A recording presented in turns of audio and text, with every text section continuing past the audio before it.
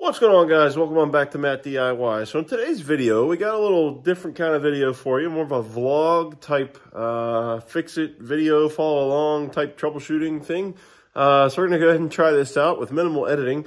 I've got a ISX3300, Ferris ISX3300 behind me, and I'm having an issue with no starting. So let me show you a little bit more what I'm talking about. I know other folks have had this issue as well, so I'm going to attempt to fix it today. Alrighty, folks, this is my Ferris ISX3300. Absolutely love this mower. It is an absolute beast and saves me a ton of time on the property. But the issue I'm having with it is occasional non-starting. So I'll show you what I mean. Hopefully, while we're recording, it actually acts the same way it has for the past little while. So mower's been sitting a few days, and the issue I have is when I go to start it, you just get a click. So let's go ahead and try. See that? You see that click?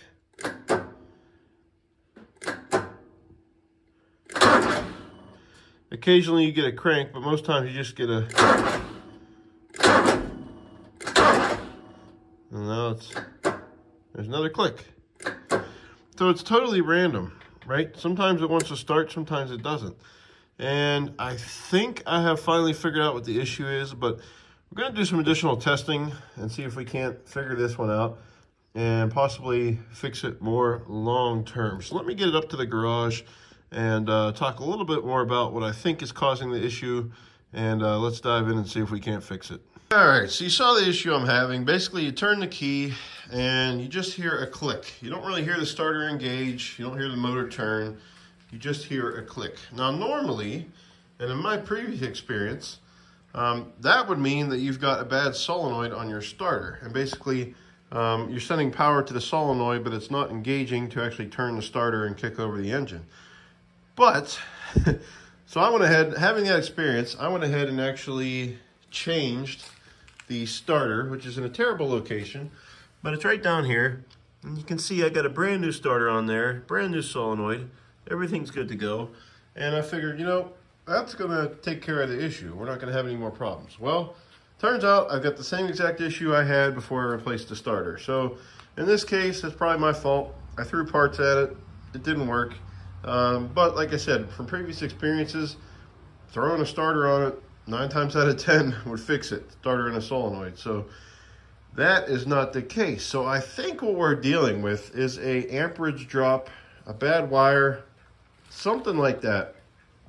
So basically what's happening is when I turn the key, the voltage is dropping, not the voltage, the amperage is dropping to the solenoid, actually not kicking it in enough to start the engine.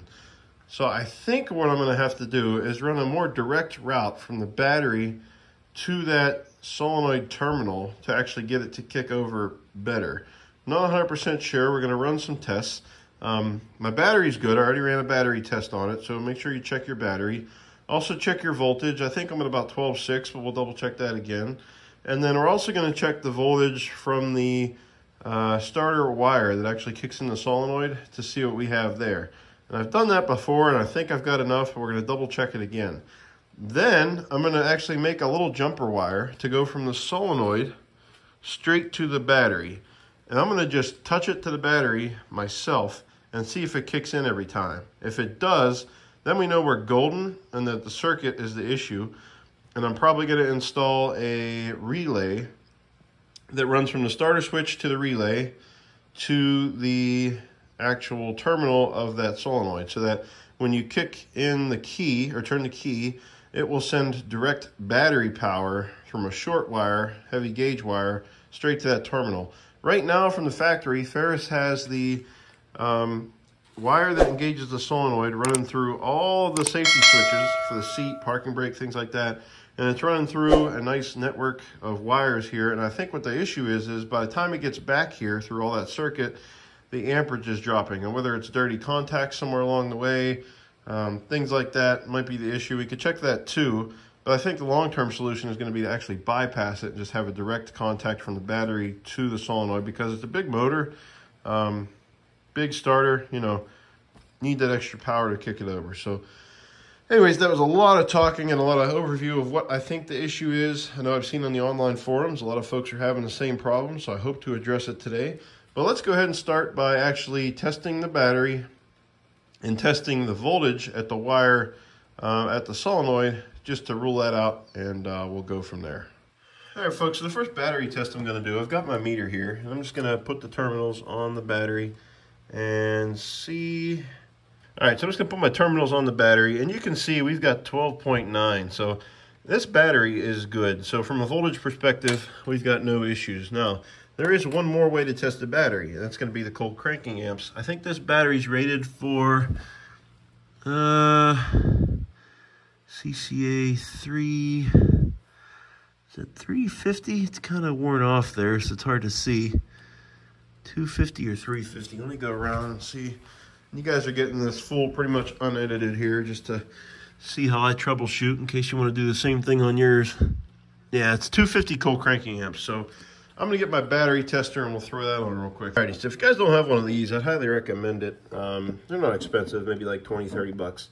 And it's going to help you diagnose your battery and help you out with testing. So as you can see, mine's at 12.9 volts, which is plenty. That means a good battery. I'd say 12.6 and above is where you want to be when it's just sitting. So we're going to run a battery test, and I'll put a link to this thing down below if anyone's interested. We're going to do it in the vehicle. We're going to do a regular battery. Don't have an AGM. We're going to enter the CCA, which is 250. And we're going to see. All right, so it's telling me that the battery's pumping out about 382, and it's only rated for 250. So that is a very good battery. You can see some other measurements there. It's all 100%. Everything's looking good on the battery. So it's definitely not the battery. And I can hook up a jump pack to this all day, and it doesn't change a thing. So, but I wanted to show you guys just how I determined that. That way we got that out of the way. So let me get my meter out of here. All right, so I think what I'm going to do next is I'm going to pop the wire off of the solenoid, which is right, it's not too bad. It's right there on the side, if you guys can see that terminal there. So I'm just going to pop it off. Okay, and it's pretty short, which makes it fun too. But I've got a little bit of length, and then all I'm going to do, and it's probably going to be hard to set you guys up to see, but I'm going to just shove the positive terminal on my meter right into that connection. So let me get that in there.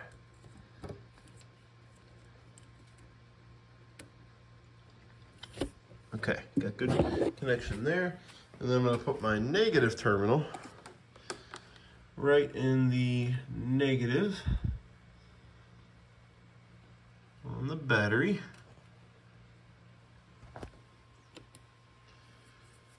All right, put the seat back down.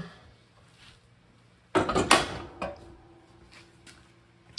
then what we're going to look for is what voltage we get at the terminal when we turn the key. So let me turn the meter around here.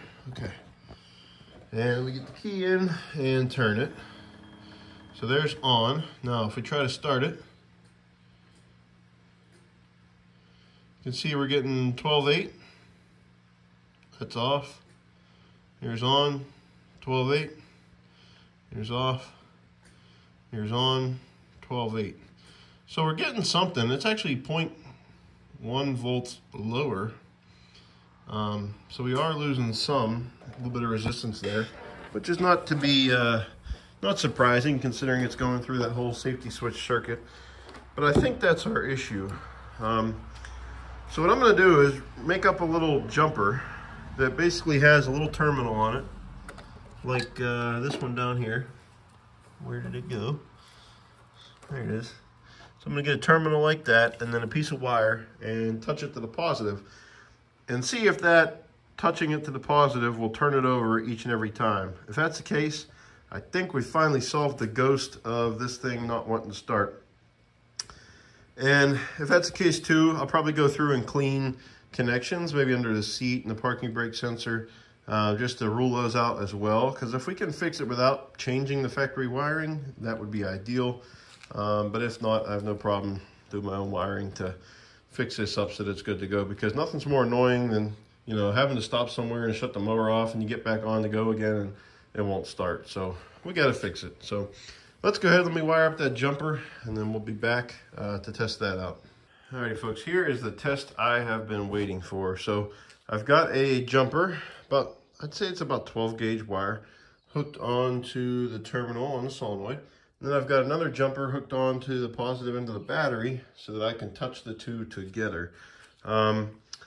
So assuming the key is on, it should turn over. Actually, I could probably do this with the key off as well, since the starter is connected directly to the battery, just to see if it clicks or not. Guess we'll try both ways and see what happens. But every time I put those two together, it should turn over. We shouldn't have any more clicking. So let's go ahead, I'll set you guys up. So let's see what happens here. So I'm gonna start with the key off just to see what kind of clicking we get.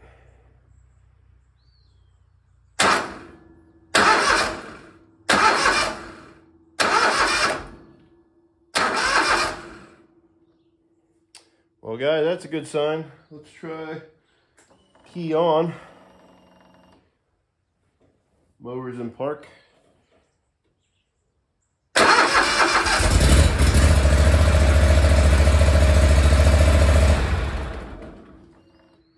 try it again.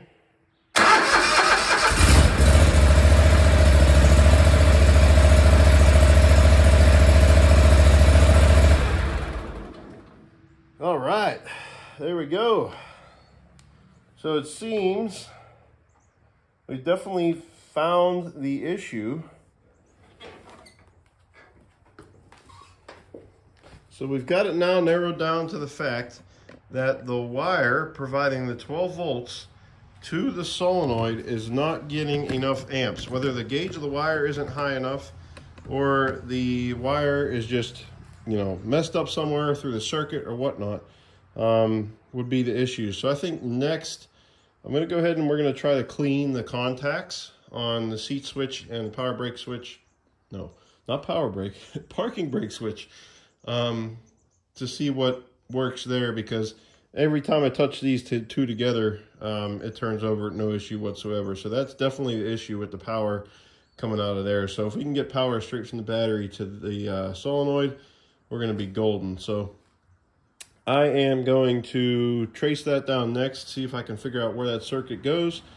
Just clean the contacts and the switches, and let's go from there. All right guys, I'm back. I did some things off camera. So let me tell you what I did, and it seems like I actually fixed the issue. It seems to be starting up every time, no problem now, and with a lot more force than it did before too, like just more, you know, it just seems like it has a better connection overall for starting. So basically what I think is the problem here is poor engineering. Let me lift the seat up and I'll show you what I mean. So basically what they did was they ran from the start switch. They've got a circuit going from there into the parking brake switch, and then through the big wiring harness over here, through this mess of two connectors. Why they didn't just wire them together, I don't know.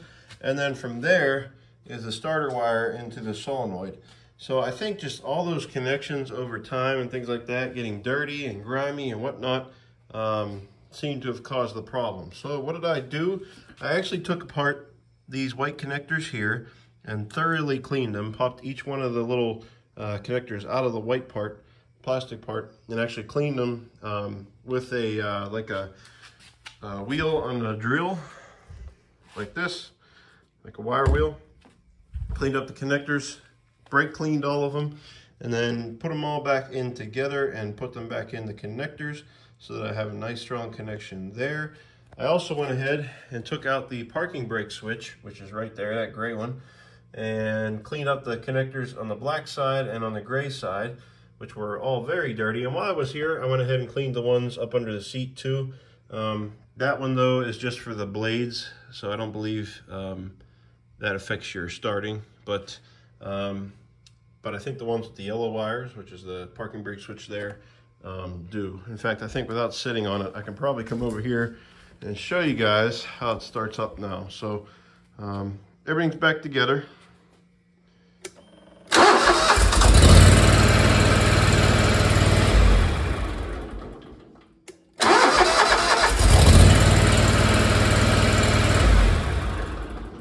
As you can see, no hesitation whatsoever. I also went ahead and cleaned the connector underneath the switch, the ignition switch, and the blade switch as well, just to make sure that was all good to go too. So I think the only issue is dirty connections. I also, and you can check this on yours for a quick fix, I also came down here and noticed that my parking brake switch was slightly out of the connector. So I just went ahead and reseated it too, nice and tight. Because it was actually falling out and not making the greatest connection. So between cleaning and making better connections all the way around, I think we fixed the issue. So for now, I'm gonna run with this setup, the factory setup. If it happens again, I'm probably gonna not bypass, but I'm probably gonna set up a relay so that the output from the safety switches goes into the relay, and the relay has a direct connection from starter to battery. If that's the case someday, I'll make another video on that and show you guys how I bypass it. But for now, for me, everything seems to be working just fine, and I seem to have fixed the issue. So I'm hoping that folks that are having the click no start are having the same issue as me. I think there's just too many connectors and too many dirty points that can happen on the mower, causing, you know, poor amperage to reach the solenoid on the starter. So I'm kind of bummed that I bought a new starter and I didn't keep the old one. That was my fault, probably should have, but what are you gonna do? I got a brand new one on there now, and I've got everything fixed. But in the future, I'll always be checking connections for things like that, because it seems like dirty connections was the only issue here. I also had an issue with this black connector, which goes to the engine. You can see the yellow with the red stripe, I believe, is the one that goes to the starter. But the issue with this one was it actually was popping out of the black, so I had to reseat it with a screwdriver, press it in there, and just make sure that it was making good contact. Lots of spiders. So I did that as well, and that seemed to, between all of that, I'm sure she's going to run better and more smooth with all those connections clean. So that's about it, guys. Just clean the connectors, check your parking brake switch, clean the connectors there, make sure your battery connections are good, check your battery voltage and your battery amperage like I did at the beginning of this video. And with all of those things addressed, you shouldn't have the click no start anymore. And like I said, if I ever have the issue where it goes back to that click no start again, I will switch to a relay, and I will upload a video of that separately on how to add that relay. I actually already bought it just in case I needed it. And we'll just bypass that factory wiring altogether. But I think with clean connections, you should be good to go from here. Alrighty, folks, I hope that helped you out with your ISX3300 that wasn't starting. If it did, give the video a like, drop a comment down below what ended up being your problem, or if it was the same as mine, I'd like to hear it. I think it's really just a factory flaw in the manufacturing of these guys, and they probably should have done a more direct route from the key to the starter solenoid, since this is such a big engine to turn over. But what are you going to do? I'm not an engineer. Just the person who has to fix it when an engineer screws up and things get dirty. So we did that today. So if it helped you out, again, like it, subscribe to the channel if you like videos like this, how-tos, reviews, and things of that nature. Glad to have you here on the channel. And without further ado, guys, always remember to get out there, do it yourself.